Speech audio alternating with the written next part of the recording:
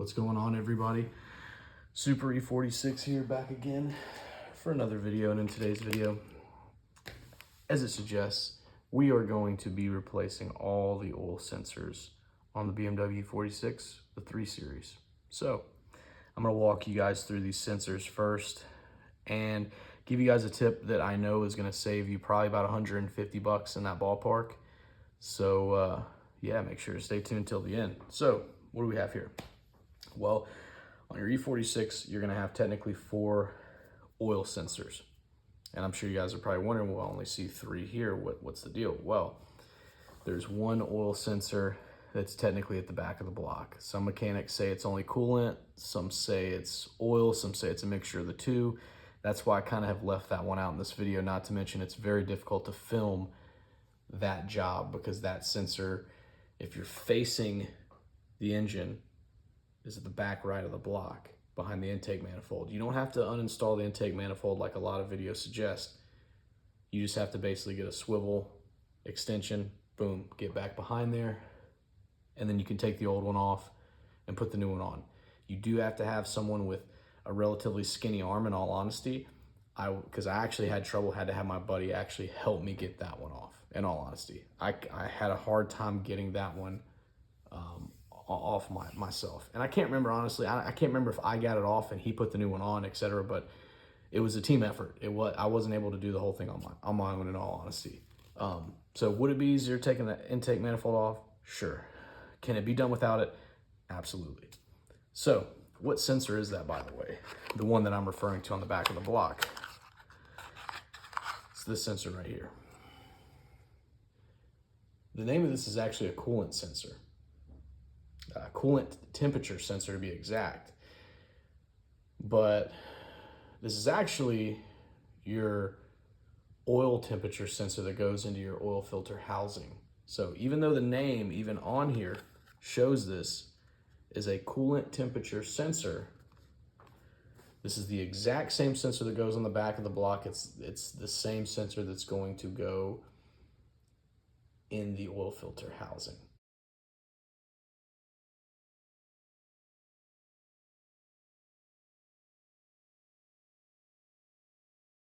So, and this is actually also a coolant sensor, if I'm not mistaken, that goes another place as well. I think under the intake manifold as well. I'm drawing a blank, but anyways, this is a commonly used temperature sensor for more than just coolant, because this one's going to be for oil. Anyways, we won't dive down that rabbit hole. You guys get the gist. So we also have our oil pressure sensor. You can see the difference. Both of these are going to be going in the oil filter housing. Okay, so we got that. Now, the last sensor we have is going to be our oil level sensor. That's where you guys can save yourself a ton of money.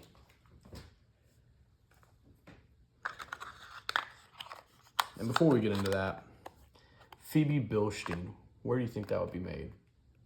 Bilstein, excuse me, Bilstein. I've been saying that incorrectly. I've been pronouncing that incorrectly all along. If you hear someone say, oh, I've got my Bilstein suspension, it's technically Bilstein. That's actually how the Germans say it. So, Phoebe Bilstein, made in Germany, right? Try again. Made in Brazil. I'm sure it's still a good part. But that leads me into this one. This one actually is made in Germany. This part costs $214 on sale. That's pretty expensive for an oil level sensor, which is what this is. Now, I'm sure some of you guys are wondering, oh, how can I save myself some money? Well, a few different ways. Now, who knows? Maybe it's because this one came with an O-ring that you can get for, I don't know, I think $5, maybe less. Maybe 10 at the most for an O-ring, probably less. So this is the O-ring. Also have my oil filter housing gasket. It did come with these bolts, and it looks like it came with an O-ring on it as well, so I didn't even need this one. But if you guys are wondering, man, how can I save myself some money? What is he talking about? Well, this is a genuine BMW oil level sensor. Take a look there. You can see the logo. Very nice, very good quality, etc. But $214 is a lot of money for a sensor, any sensor, especially one of these in my opinion. Well, if you look next to that BMW logo, what do you see? What do you see right there? You see Hella, which is also an OEM supplier brand. Now, this is made in Germany, says it right there. It's a Hella product with the BMW stamp. You can buy this exact same oil level sensor minus the BMW stamp. Still has a Hella stamp. Same one, almost identical one minus that BMW stamp. Guess how much it is? It's $59. You can probably find it for even less than that. But that is my biggest tip going into this, is if you want to save yourself some money on this, just get the Hella one. Don't get the genuine BMW, because this cost me $214. So if I could go back and do it differently, I would absolutely buy the Hella one. I wouldn't buy the genuine BMW, because that's a lot of money for a sensor that appears to be identical. So that's that. That's the breakdown of the sensors. Let's go ahead and get into the DUI. Excuse me, not the DUI. I don't drink. We don't want to get a DUI here, ladies and gentlemen. Let's go ahead and get into the DIY. Let's go. All right, ladies and gents, here we are doing the oil filter housing gasket, and I'm also going to be rebuilding the check valve. And I'm not going to give you guys the full DIY on this. I'm just going to give you some of the tips that maybe were left out in some other videos I've seen. So I don't know why, but a lot of videos look like they were putting the wrench on that to get this belt loose. And just so you guys can look and see, you got your water pump pulley right there. You got your alternator pulley right here on the far right. See that one? And then this is the pulley that you're going to be taking off as well. It's also kind of connected to the alternator. And then this pulley directly below is the one that you're going to hook a Torx bolt into. As you can see there, it's stuck. I'll be able to get it out, but that's the one you actually hook to in order to get the belt off. You hook it right there, and then you pull it to the right, and then you should be able to get that belt off. So we got that off. Now I'm going to work on getting this pulley off. Then we'll take the alternator out, and we should be able to get that leaking oil filter housing. Right, so we got the alternator out. Really, the only thing you guys missed is that take a flathead screwdriver and actually push it through the front of that, and then boom, it just literally it should pop right out. You got your bolt on the back of the alternator, which is going to be connecting your positive. And aside from that, you've got these bolts here that you're going to remove from the oil filter housing. And I recommend you label them because they are different lengths. So you can see this one says like middle left, etc. So yeah, you just label them however you please to make it easy to remember. When you're getting these plugs out, just be careful, because if you accidentally pop those with a flathead, you can accidentally pop those off and lose them. They're hard to find. I accidentally did that with one, so we'll have to find that. But yeah, now we're on to trying to get that Vanos line out right there. And then once we're done with that, I think it should just come completely out. All right, guys, so it looks like we got all the bolts out. I went ahead and took my oil filter out just for space, and this is not your typical kind of oil filter setup. I've got your German Auto Solutions CCV setup here. So I'm thinking it's gonna be easier to just actually take out the Vanos line from the front, and then theoretically the whole thing should come out. So let's see if that works. Finally got the oil filter housing out, and it is definitely easier to get it out when you take off the upper Vanos line. I don't know what you guys think, but does that look like my oil filter housing gasket was leaking? Yeah, quite a bit. If you look back there, looks like we might have a bigger problem. Rats. All right, engine bay is still got some gunk on it, as you can see, but it is day and night difference of how much cleaner it is. So sprayed some degreaser on everything. Looks like it's prepped. Got the oil filter housing prep. Gonna go ahead and take those sensors out, and then we'll reinstall everything. All right, so now we're gonna clean up our dirty oil filter housing, and then we'll be ready. All right, guys, got the oil filter housing completely off. As you guys saw, put some degreaser on it, took the gasket out, So you can see there's no gasket. And we're also going to take off both of our oil sensors, the pressure and the temperature sensor. So we'll go ahead and get those off. As you can see, we got one here, excuse me, one there, one there.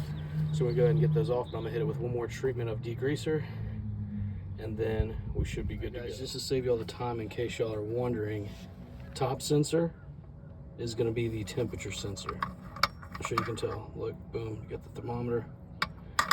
So that's the temperature. This one's gonna be the pressure switch. So those are your two sensors. We're gonna go ahead and get those off. These are different sizes depending on the brand, I've realized, because these were not the same size. Some people have said, oh, they're both the same size. No, that was a 25 somehow, this was a 22. So they were different sizes. So we're gonna get those two sensors put on. So we got the new sensors on there, not fully tightened down. So I just recommend you guys snug them down, don't over tighten them, because anything can be stripped out. So we got both those sensors on tight, and like I said, don't over tighten them. What I mean by that is just literally tighten them until it stops. That's all you have to do. You don't have to, you know, go as hard as you can and put, you know, 90 foot-pounds. Just literally tighten them down until they stop, and you'll be good. At least we've got our genuine BMW oil filter housing gasket. Now you want to make sure you put a little bit of oil on this too. Keep it smooth. All right, we'll go ahead and get started. All right, gasket's gonna go on like so.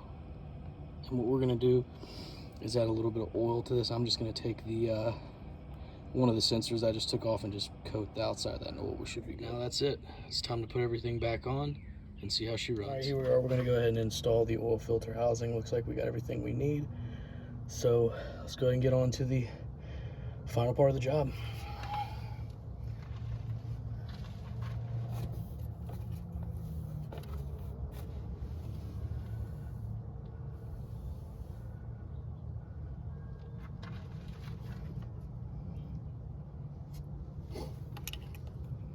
So put those wires to the side.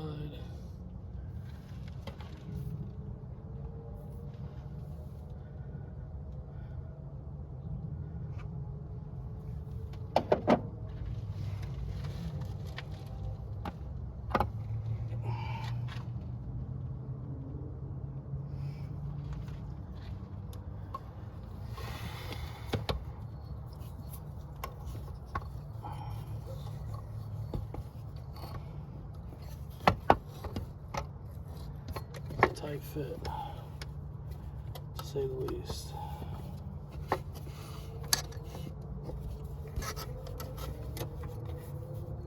Put it around the back. There we go. That's gonna hook right there. That's always the tricky part. Lining everything up.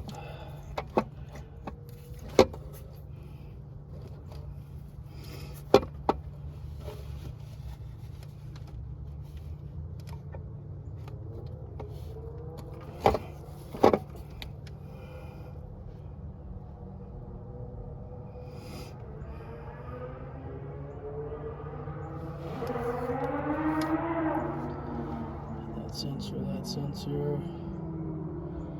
Okay. Top left. Should be that one.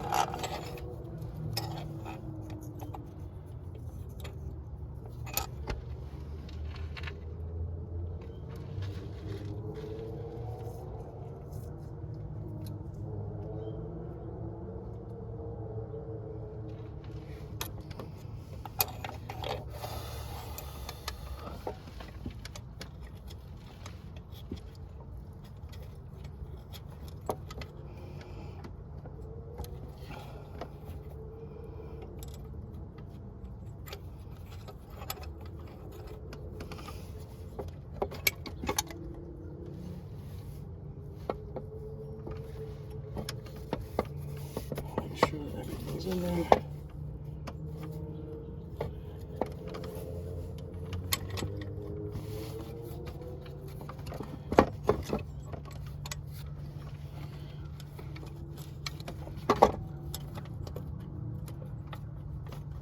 That feels right.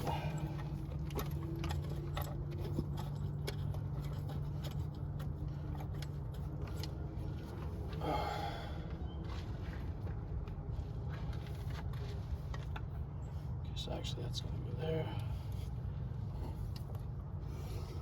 All right.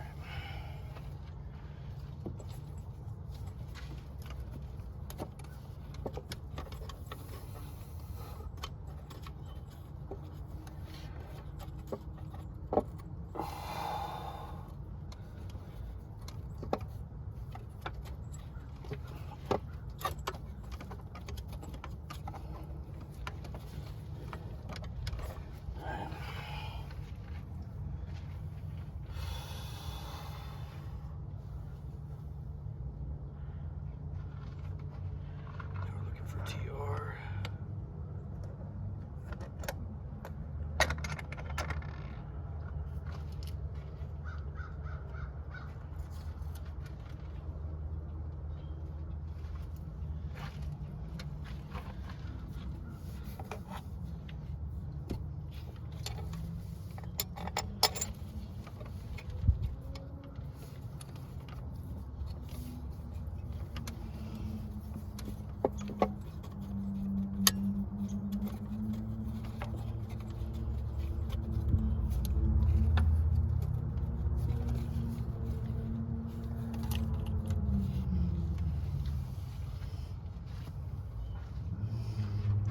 You will make sure once you get all these tight, you do it in a star pattern. So we're gonna tighten that one, then we're gonna tighten that one, then we're gonna tighten the one below it, etc.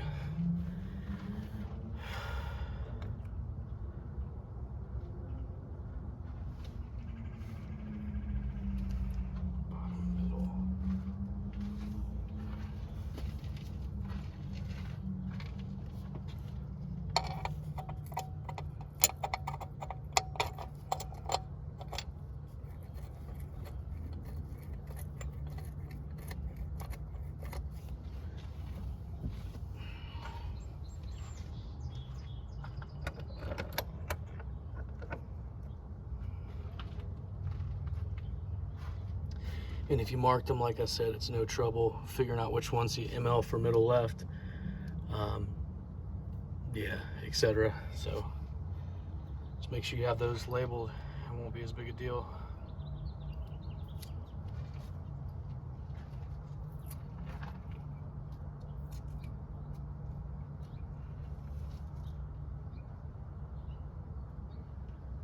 Middle left.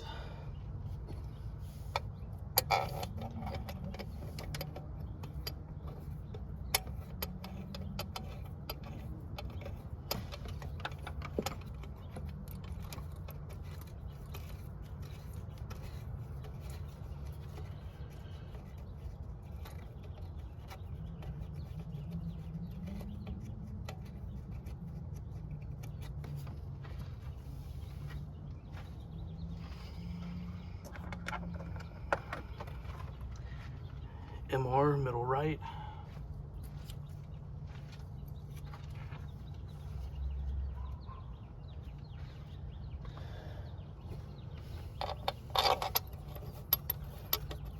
As you can see, I'm sometimes having to kind of lift up the housing just a little bit to make sure all the bolts are threading in without any additional pressure.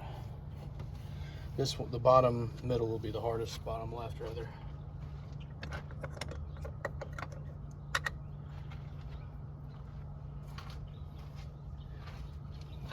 BR, bottom right.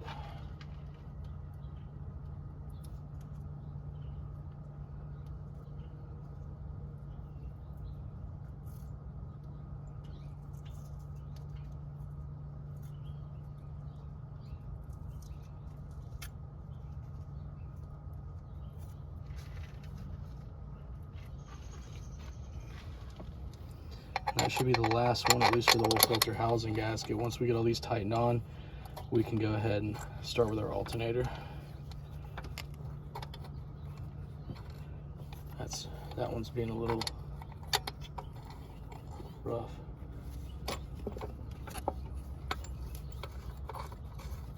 There we go.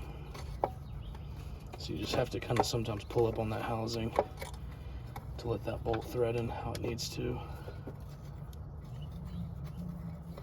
I'm trying to get them as far as I can by hand. We're gonna do the rest with a wrench.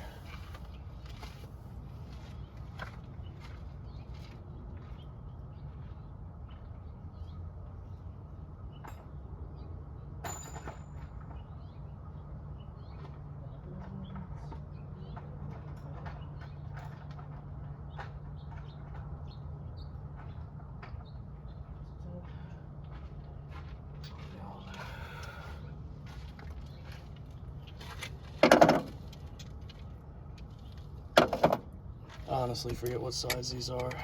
Looks like it's a 13. Yeah.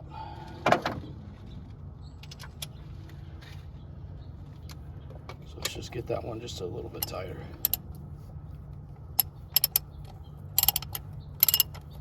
All right, you don't want to go very tight, because you want to allow it to move where it needs to. Okay.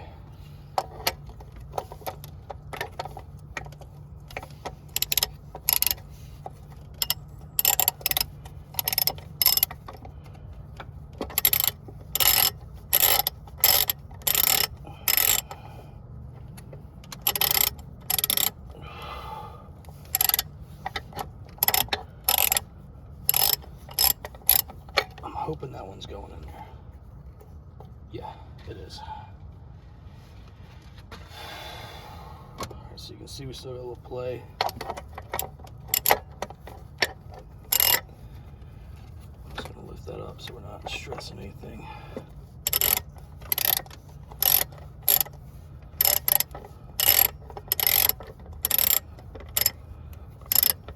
I'm feeling a little resistance there. Okay. Alright guys, hard for me to get a video of this because I don't have a lot of space, but finally got my oil level sensor put in, so that's the final sensor that we need to put in. One of the little tips I'll give you guys is ECS Tuning said this thing comes with bolts. Don't use these.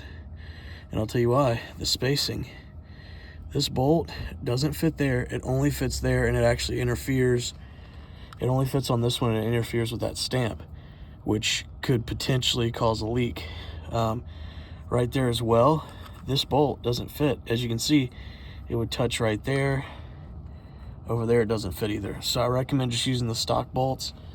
And that's pretty much it. Sorry I wasn't able to give you guys a better DIY on how to put this in, but it's pretty simple. You just, 3 bolts, take them off, use a flathead to pop those clips out, push it in, boom, comes right out. So that's all I got for replacing all your oil level sensors in your E46. Hopefully some of these tips helped you guys save some money. Make sure to like and subscribe, and as always, drive safe.